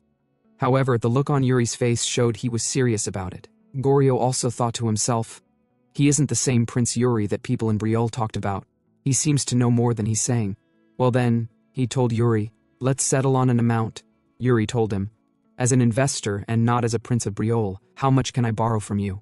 Minutes later, after some unknown discussion was done, not even known to me, the narrator, Goryo told Yuri to please sign the promissory note. Yuri grinned, and sometime later, he read the promissory note and placed it inside his cloak. Ernado told Yuri that it was surprising he really borrowed money from Goryo, and it was even a huge sum. Ernado paused and said, "It's unfair. You didn't even give me a heads up. You never intended to gamble in the first place, did you?" Yuri smiled and told Ernado, "If I had told you the truth from the beginning, you might have dragged me straight to my father." Ernado couldn't refute that. He then asked Yuri if they were heading to the Merchant Guild now. Yuri replied, "Yes, I have a request to make." Yuri then said to himself that, in truth, mugranja is already a guaranteed profit item. The only alchemist who knew how to produce it was a close aide to Duke Klein. But he was the first to be killed in the Civil War. Therefore, until a substitute spice is developed, mugranja is going to fetch any price on the market. So he can't just entrust something like this to anyone. Now, they arrive at a run-down building. Yuri then shouted, "This is it." Ernado was shocked. He disappointedly asked Yuri if this was the rundown spot. Yuri didn't reply. He stepped forward and knocked on the door. As he knocked, he asked, "Elaine Wood, are you in there?" Ernado worriedly told him to wait a moment. He should really leave things like this to an established merchant guild. The door opened. A lady appeared. She told Yuri she's Elaine Wood. "Who are you?" Yuri introduced himself as the third prince of Briole, Yuri. He wanted to entrust her with a task. She was surprised to see he's the Prince of Briol. Sometime later, Ernado worriedly asked Yuri if he had lost his mind. Yuri told him, "You sure talk freely to a prince." Ernado didn't care. He then asked how Yuri could buy mugranja through a failing business just like that. It also involved a large sum of money. Yuri thought to himself, although she may be a struggling merchant now, it won't be long before Elaine is known across the continent as the head of a merchant guild no one's ever heard of before. And unlike Goryo, who hides behind the illusion of trust but resorts to vile deeds when cornered, Elaine treats promises to her clients as sacred. Yuri grinned evilly, saying, "She may have been a legendary merchant in my past life, but in this one I'll make her a mythical one. One who surpasses the legends." Ernado sighed. "Anyway," he asked, "are you done now?" Yuri told him, "No, there's one more thing left." Ernado was shocked. He tried stopping Yuri, but Yuri ignored him and went into an alley. As Yuri walked, he said to himself, "Underworld loan shark, merchant tycoon, everyone else is ready to become my ally. I only have to convince one more person." Yuri walked through the alley. Beggars were everywhere. Rats danced in the streets. People fought, maybe for resources, maybe not. Yuri talked to a beggar, who directed him somewhere. Yuri looked around, and then found who he was looking for. He approached the person and introduced himself as the third prince of Briol. The guy. He's the one who cruelly killed Goryo in the past. A surviving member of the assassin order, Asana. Asana stood up. She asked, "What is a prince doing here?" Yuri told her she didn't need to be wary of him. He had only come because he thought he could help. Asana was speechless. Yuri then told Ernado to give him the money. Ernado hesitated, then handed him the bag of coins. Yuri's eyes clashed with those of the little girl beside her. Seeing her, he wondered if that was the child. In his previous life, Asana had borrowed a large amount of money from Goryo to get the child the treatment she needed. Like all those who borrowed from Goryo, Asana too had her life ruined by him. This led her down the path of an assassin, eventually becoming one of the most skilled. But his goal now was to prevent that from happening. He told her to take the money and go to the temple for treatment. She was surprised and speechless, then asked what he wanted. Yuri told her he wanted one thing. He was the third prince of Briol, and she should remember that name. As they left, Ernado asked Yuri why he would give some beggar all that money. Yuri told him it was an investment for the future. He had made connections with people he would need later, but there was still one person left. He stopped, then told Ernado he wanted to ask him something. What did you see in the founding king's tomb? Ernado was speechless for a moment, then replied with a grin, gambling. Yuri was shocked by this reply. Ernado told him he was serious. He had played a game with his life on the line at the Barthlegas casino in the Empire. Yuri didn't argue, it suited him. Well, whatever. He then told Ernado to keep what happened today a secret. Morning came. Back at the castle, the king called for Ernado. He asked if it was true that he had gone out with Yuri yesterday. Ernado replied yes. The king then asked what happened. Ernado told him that Yuri had convinced him to leave the palace and go to a casino, the biggest one in the capital. This piqued the king's interest. He asked if Yuri had gambled. Ernado cheerfully replied yes, he did. But he added that, although he thought Yuri would be good at card games, he didn't do very well and lost all the money he had lent him. Afterward, the king questioned him further. Ernado said that Yuri took money from Goryeo to some old merchant guild. Then, he gave a bunch of money to some orphan. They walked around and saw how people lived. Yuri seemed genuinely interested in that. The king asked, did he just come back like that? Ernado confidently replied, yes, that's all. The king nodded but went silent for a moment, thinking. He then asked Ernado if he was going to attend the ball. Ernado happily replied yes. The king was surprised. I thought you weren't interested, Ernado replied. People's minds change. It's been a while since I danced.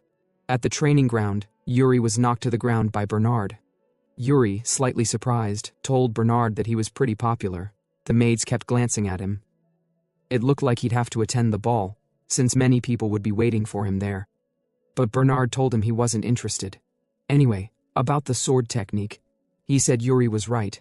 There was no decisive form in the technique. Yuri stood up with his wooden sword. Yeah, I told you. You just have to move with the flow. Bernard sighed. He told Yuri he couldn't understand a mana method that was also a sword technique. He'd need to watch him fight in a real situation to study it, but that wouldn't be easy. Still, he added that Yuri was improving fast. He was good with mana too. Honestly, he was surprised. He didn't think Yuri would be so adept at handling it. Yuri swung his sword and muttered to himself that he felt a bit guilty. It had just kind of happened as he tried to erase the traces of the Briol method he'd learned in his past life. Bernard then told him not to rush. He was worried about him. Yuri asked, what do you mean worried? Bernard told him he was progressing too fast. He had already achieved so much for his age, but his body had yet to finish growing. Yuri smiled cheerfully. Don't worry. I'll maintain a good balance.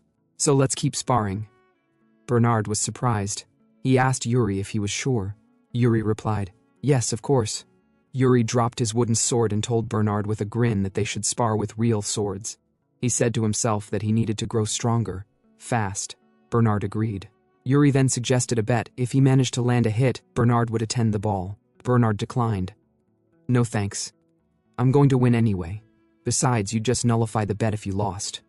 You've got zero credibility. Yuri grinned. We'll see. He charged at him, saying, I'm gonna get you this time. But Yuri didn't. A few days later, on the day of the ball, inside a carriage, the Empire's second prince, George Ivarna Granazane, told Yekaterina the princess that she hadn't taken her eyes off the window. Yekaterina, the witch, finally spoke. With a smile, she told the prince, there's someone I want to meet. Elsewhere, hours before the party kicks off, the third prince is getting dressed like he's going to war. Gone are the comfy clothes. In their place, layers of stitched royalty and fashion misery. He hates it. Too flashy, too stiff, too not him. Ina straightens his outfit like she's done this 1,000 times, and mentions he used to love this kind of look. Rich kid energy, back when he still acted the part. Just as she turns to leave, he hits her with an unexpected request. Wanna dance? She stares at him like he just grew a second head. Suspicious. She's convinced he's trying to step on her foot or trip her as payback for something. He promises, no funny business, just a little practice. Tonight they're dance partners, nothing more. He leads. She follows. Somewhere between the swaying and the moonlight peeking through the window, Ina's heart does a thing. She tries to keep it together but ends up bragging about her dancing skills just to play it cool. He jokes right back. Wants to know who she's been dancing with. She claims she's popular, then jabs at his height. Says she's never danced with someone this short before. It's fine, won't be a problem much longer. They keep dancing. She steps on his foot a few times. He doesn't complain. Inside the ballroom, the mood is immaculate. Music floating, nobles twirling, everything smelling like power and perfume. Up in the royal booth, King Fiore sits with wine in hand, watching the show like it's a stage play built just for him. Down near the food table, the three princes are doing what nobles do best, talking and laughing with a calculated amount of grace. Yuri, though, is multitasking. His eyes are scanning. There's Count Sidor. That guy's not like the rest. Oddly enough, no proxy tonight. He came in person. Then Yuri clocks his eldest brother's glasses and asks if his vision's tanking again. Crown Prince Cedric reassures him. Nothing to worry about. Then the trumpets hit. The crowd parts. The second prince of the empire enters with his entourage, looking like golden arrogance on horseback. Prince Georg heads straight to the king and bows. Fiore gives him the polite welcome. They shake hands, a few pleasantries. Then Georg introduces his sister. And when Yekaterina steps into the light, Yuri feels his stomach plummet. She's polite, graceful, every bit the imperial princess. But Yuri knows the truth. This is the girl who helped destroy his kingdom.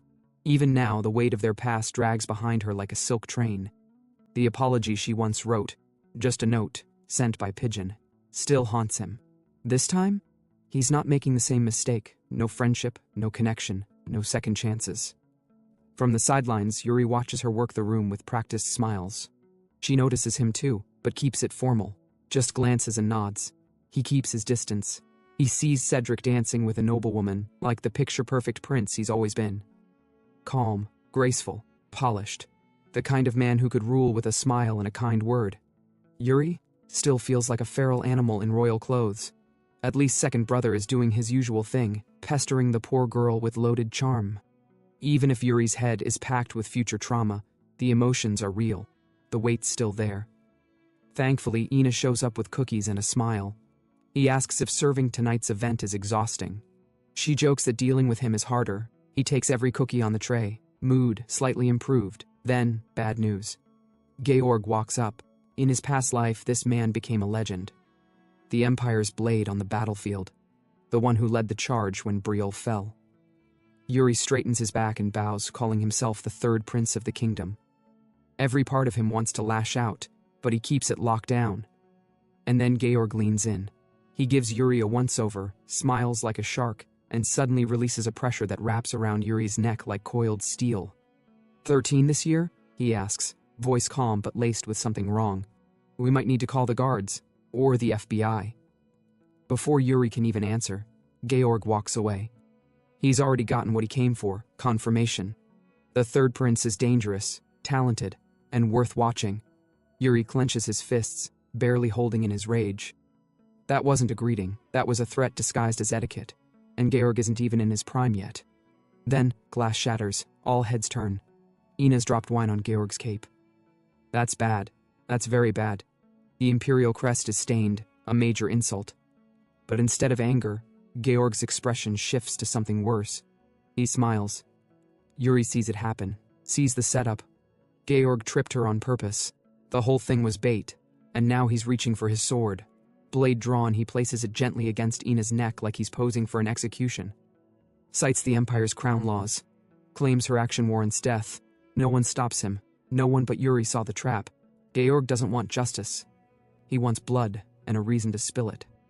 But before anything can happen, Fiore steps in. The king's voice cuts through the tension like a blade sharper than Georg's. If the prince wants blood, he can spill it on his own land. The pressure shifts. This time it's Georg who flinches. He lowers his sword, bows politely, and issues a carefully crafted apology. And then he drops the real card, Gatinsha, a knight of the Empire. Executed by Fiore in their own territory. The Emperor let it go, no retaliation, no payment.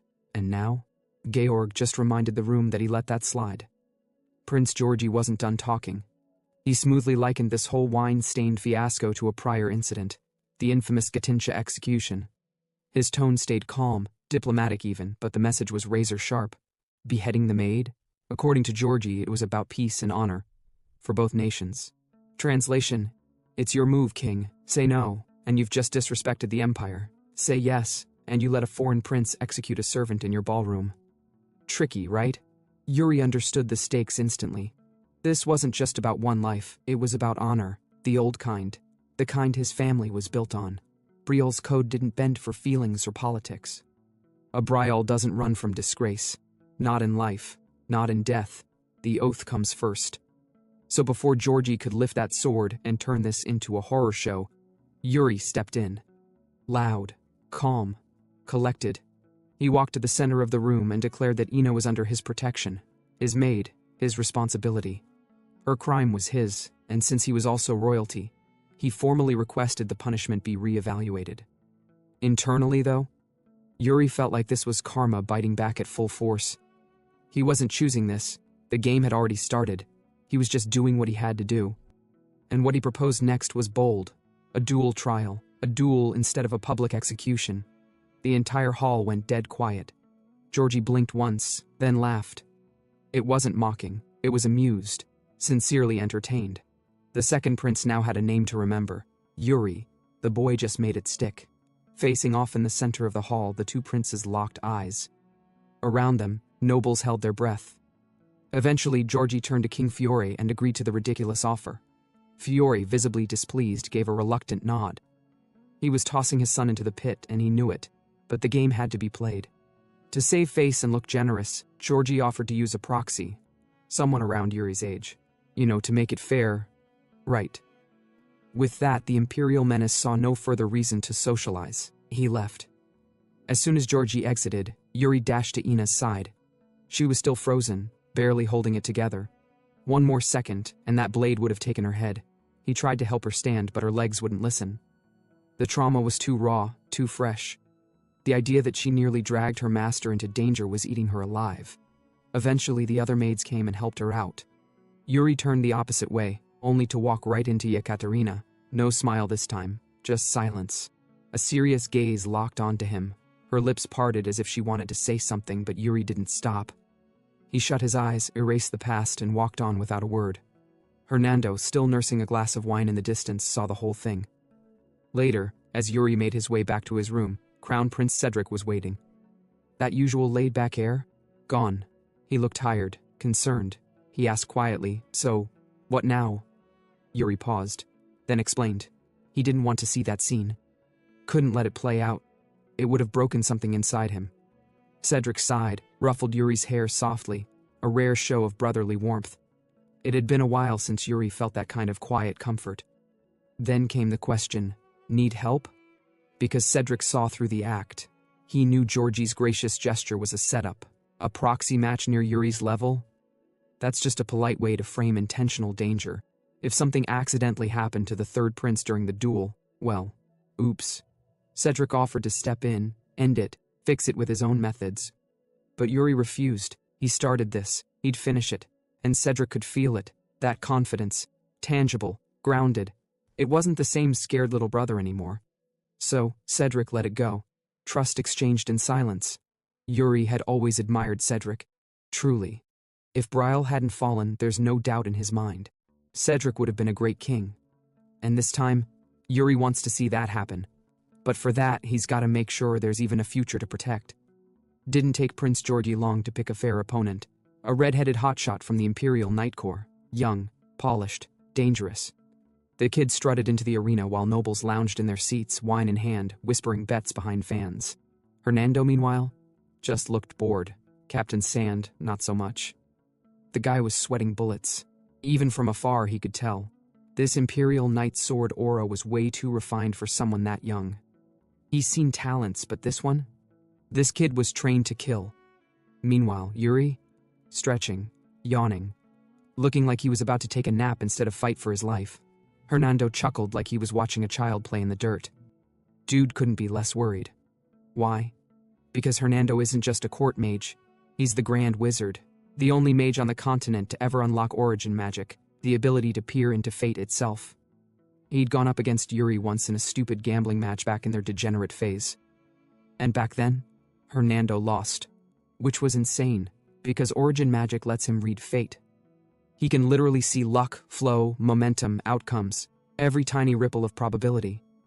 But when he looked at Yuri, nothing, blank, empty, static. When he pushed harder, all he saw was an illusion. A mountain of swords, a battered boy with black hair and eyes like burning obsidian, cutting through armies like a man possessed, and then collapsing, in absolute despair. He chalked it up to a weird glitch back then, a hiccup in his magic. Now, he knows better. Yuri has no destiny. He's a walking anomaly, a glitch in the system. And right now, that anomaly's about to put on a show. The Imperial Knight was still warming up, slashing the air with practiced grace, while Yuri stood there, visibly irritated. Georgie asked both if they were ready. They nodded. With the king's gaze boring into them from above, the signal dropped, and Yuri moved first, like a bullet. The knight blinked, and suddenly saw a vision of himself, right there in the arena, losing half his upper body in a single swing. His instincts screamed. He blocked just in time. Blades clashed, echoing through the court like thunder. The pace was insane. Every move from Yuri was fluid, offense becoming defense, defense melting into lethal strikes. His sword didn't stop moving, and as the duel raged, a smirk started curling on his lips. Meanwhile, the Empire's knight now had a gash on his cheek. A shallow cut but a loud message. "You're bleeding first." The king turned to Hernando and asked him, what does he think the outcome of the fight will be? The Grand Wizard, still smiling. "I can't see a thing," he said, practically giddy. King Fiore remembered the day Hernando arrived in Briol, claiming that fate had guided him here. "Has that fate ended?" he asked. Hernando answered with no hesitation, "Not yet." The king relaxed. It's a relief, having a monster like that mage still by his side. But as Hernando turned his eyes back to the stage, he asked the king something bold. "In your eyes, who's stronger right now?" Fiore didn't hesitate. "The Empire's knight." That was the logical answer, and Hernando agreed, at least on paper, but something else tugged at him. He came to this kingdom thinking fate had pulled him toward the strongest swordsman alive. Maybe it had. But now, watching Yuri move, watching him bend the rules of power and fate, he's starting to suspect. The heavens didn't send him to watch a king. They sent him to witness a change. Back on the battlefield, the Imperial Knight finally had enough. He charged, going all in. Yuri's aura spiked. Fiore, watching closely, knew exactly what that meant. The prince was done playing around. His blade was now drenched in mana, ancestral mana. The king's own legacy breathed through it. The Imperial Knight could feel it. The pressure, the chill of death crawling up his spine. Yuri's sword danced like water, slipping past every guard, every step. Then, blade glinting under the lights, right at the knight's neck. The heat of the mana was searing his skin. The edge of the blade kissed his throat, and the knight was shocked. He said inwardly that he will die at this rate. The crowd was still buzzing, but for those who understood what almost happened, their breath caught in their throats. The ones hit the hardest? The royals seated high in the Empire's viewing deck. Their golden knight had just been humiliated by a kid. King Fiore, on the other hand, hadn't blinked once. He had followed every movement in that exchange, each flick, parry, and feint, like a man reading an open book. But Hernando? He just let out a long sigh with that sly, knowing smile of his. The prince had twisted his sword at the last possible second. It wasn't hesitation. It wasn't mercy. It was control. With inches left to claim the boy's head, Yuri had pulled back. When the Imperial Knight staggered and surrendered, cheers exploded from every direction. But Hernando's eyes weren't on the crowd. They were locked on that black-haired boy standing in the center of it all. A boy who, just moments ago, rewrote fate in front of his eyes. For years, Hernando had been chasing heavenly signs, following whispers of stars, shadows, and destiny. But this was the first time in his life the signs stopped speaking. Yuri Briol, the only man Hernando had ever met whose fate was a void. No strings, no threads, just choices. Watching that stringless boy walk off the stage, head held high, Hernando finally understood. This kid is a transcender, a defier of the cosmos, and now, he couldn't wait to see what kind of storm Yuri would unleash upon the world. 5 years passed, and the kingdom of Briol had been blessed with peace. But chaos? Chaos was sprinting through the castle right now, wearing a maid's uniform and panicking like it was her last day on Earth. Her name? Newbie, a fresh recruit, bright-eyed, barely trained. and currently very lost. She was supposed to report to the West Wing kitchen. Instead, she'd run into the East Wing, the royal residence. Terrified, she tiptoed through the empty halls, hoping no one would catch her trespassing. But luck wasn't on her side today. A deep voice suddenly echoed behind her. "What are you doing here?" the voice asked. She turned, black hair, eyes like midnight iron, posture stiff as a blade. He looked nothing like the king or the smiling crown prince. In fact, he looked dangerous. It was one of them, one of the princes. Newbie panicked. Her legs froze, her brain stopped. The man scowled. "What, you gonna ignore me now? Is this how new maids treat royalty?" As he matched all the description, the maid concluded that the guy must be the second prince. She then blurted it out that she has to avoid him at all cost. The second prince heard it, so he furiously asked her if there's a huge notebook which says she should avoid him at all cost. As he stepped closer, ready to scold her into another dimension, another voice rang out. "Brother, stop scaring the poor girl." The moment she turned toward the voice, her heart skipped. Confident smile, casual step, sword by his waist. Every senior maid had drilled it into her. If you see a handsome man with a sword walking like the world's his playground, bow immediately. That's the third prince, Prince Yuri. And with that, he walked off toward the courtyard, munching away, looking like a rogue prince with no care in the world. But everyone in the castle knew the truth. He was anything but carefree. In exchange for pulling her out of that awkward situation, the maid gratefully handed Yuri a fancy pouch of sweets. And boy, they were delicious. After licking his fingers clean and brushing the crumbs off, the third prince shifted his focus. His body now operates on the unarmed realm level, a realm where the tension on his limbs vanishes, sword or no sword. Getting there after years of relentless grinding is no small feat. It's been 5 years since he was slain by Laurent's undead sword and flung back into his 13-year-old self. Now 18, Yuri knows the quiet days won't last much longer. Speaking of noise, the real racket must be coming from the kingdom's decision-makers. They're probably flapping their lips in that meeting hall right about now. Yuri made his way to the council chamber, knocked and hollered. No reply. All he got in return was muffled shouting bleeding through the wooden doors. The guard nearby offered a timid suggestion. Knock again, maybe louder. But Yuri had already run out of patience. With his mana-enhanced fist, he punched the door clean off its hinges. Naturally, the startled nobles inside gawked at the third prince as he casually walked in and apologized for the mess. Apparently, he'd been knocking for a while, and no one listened, so he used a little more persuasion. He turned to his father at the head of the table and requested a seat at the discussion. With that settled, the final and most heated topic resumed. A younger count reignited the debate, insisting that Briol had no spare troops to lend to their neighbors across the border. If the Empire wanted help so badly, the nobles themselves should handle the bill. Yuri could see where they were coming from.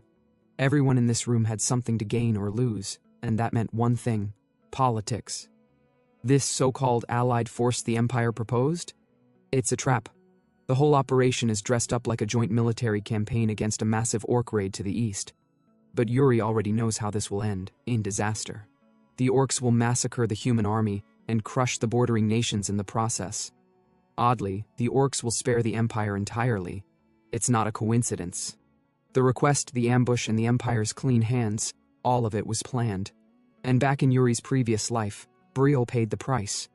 Sir Leon Flandre, one of their greatest knights, perished in that blunder. But this time Yuri's in the room, and things will be different. The room split down the middle, divided between those who wanted to help and those who didn't. Before the arguing could spiral further, Yuri stood up and volunteered. He'll join the Allied front himself, let the nobles stay and argue. He'll carry Briol's sincerity to the battlefield. All he asked was that these old men do their job and stop dragging their kingdom's name through the mud. Hearing his son speak with such clarity and resolve made the king crack a smile. That boy really does know how to check all the boxes. Later, Yuri shifted back to his favorite spot, the training ground, for a quick spar with Bernard. It didn't take long before his loudmouth brother showed up, storming into the arena, demanding answers. So it's true? Little bro is really off to the front? The second prince, clueless as ever, couldn't grasp why Yuri would throw himself into danger when he lived untouchably in the palace. But Yuri shut him down fast. This is the job of a royal. Oddly touched, the rude brother finally understood. His eyes sparkled like a man who just discovered purpose. He promised to protect the palace while Yuri was gone. Then, like a clown, he sprinted off with his ridiculous walk. Yuri could only hope that guy doesn't cause more chaos than he prevents. Back to business. The third prince turned to Bernard and asked if the old man was worried. Bernard, once called the Sword Demon, believed that as long as Yuri avoided doing anything too insane, he'd survive. Which, coming from Bernard, was practically a warm hug. Still, the instructor warned his student. Orcs aren't to be underestimated. They're nastier and stronger than most expect. And if he runs into any carrying tattered flags, watch out. Those are the Orcvals, monsters straight out of a nightmare, a twisted breed of warriors, the kind you don't fight twice. Yuri nodded, confident. He's not going in blind. Their chat was interrupted when Ina burst into the hall, huffing from her sprint. She reported that a guest had arrived waiting in Yuri's office, and yes, he brought the item. Something special for the incoming disaster. Inside the office, Elaine Merchant Guild's vice president, Guillermo, stood respectfully. Yuri expected Elaine herself, but apparently she's off on another wild trade mission. Dangerous trips are her specialty, even with the guild booming over the years. Thankfully, Guillermo didn't come empty-handed. He presented the prince with a luxurious box containing the much-anticipated treasure. Yuri eagerly opened it. The 4-piece dagger set, Elementarian, was finally his. Guillermo had to jump through flaming hoops to obtain this set. The price nearly gave him a stroke. To him, it seemed like overpriced jewelry. But Yuri knew better. These blades were forged with ancient magic. Watching Yuri channel his mana into the weapon made Guillermo nearly piss himself. For fun, Yuri slowly inched the blade toward Guillermo's face, just to see the guy sweat. Once the blade pulled back, the merchant gasped for air. Yeah. The prince's control over mana was absolutely terrifying. But before anyone could relax, a dark silhouette slipped quietly into the room. Yuri paused for a moment because he sensed a presence.